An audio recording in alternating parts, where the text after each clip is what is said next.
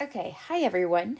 In this video, we're going to start into chapter 10, which is really applications of chapter 7, 8, and 9. And the application that we're going to really be thinking about are phase changes. And on this slide, I've given you a picture of a partial phase diagram of water. And we can see that while we normally think of water as liquid, gas, or ice, turns out that there's a lot more detail to that, and that we scientists have worked to characterize the different types of ice that exist. And we are going to work towards this and understanding of what do we mean by different phases as we go through this chapter. So where we start is really where we start with everything. We start with our statistical mechanics. And when we think about a solid, a liquid, or a gas, we have to think about this in terms of degrees of freedom. In a solid, each molecule is really fixed in an average position, but vibrations still occur.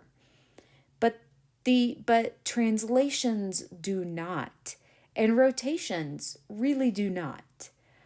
But in a liquid, the molecules now have not only have rotational and translational degrees of freedom, not only that vibrational energy.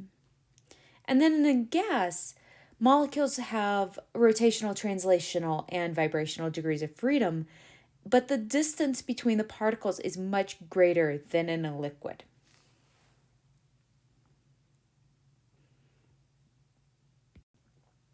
So how do we go between these? To transition from different phases, what we have to do is we have to add heat. Now the key is that when we add heat, no temperature change occurs. And this is because that heat is going into changing these degrees of freedom, which is essentially changing the entropy of the system.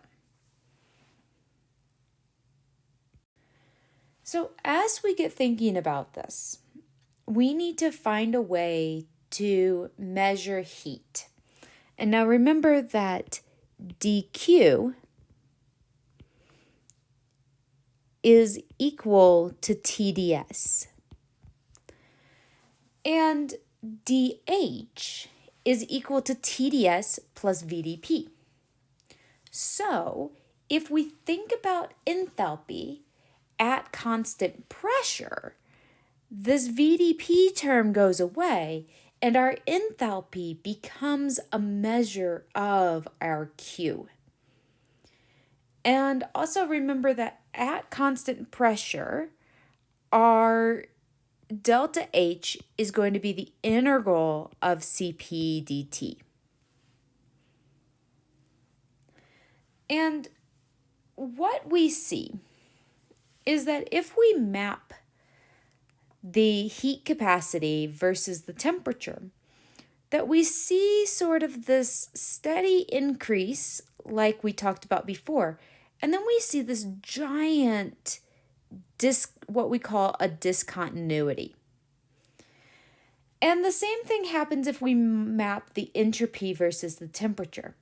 We get a nice continuous curve, and then we get a jump, and then a continuous curve, and then another discontinuity.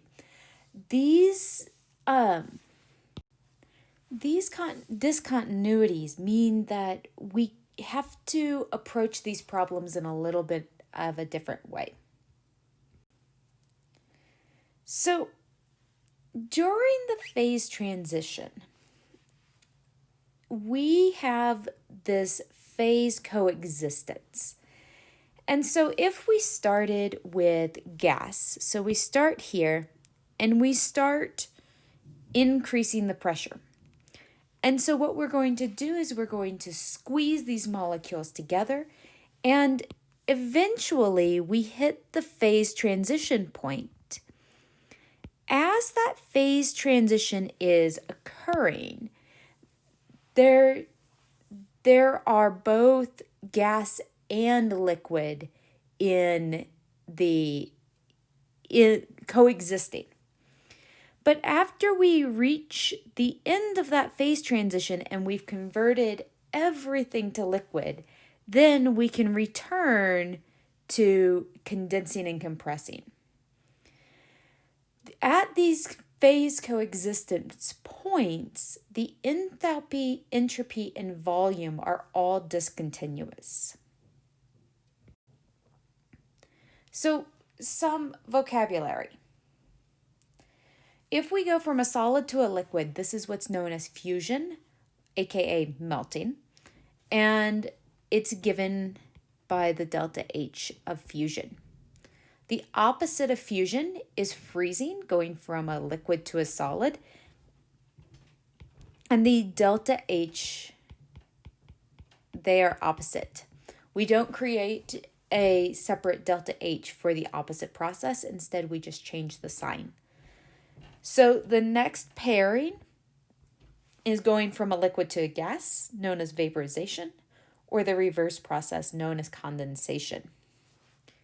And then the weird ones, going from a solid straight to a gas, is sublimation, and going the reverse of that is deposition.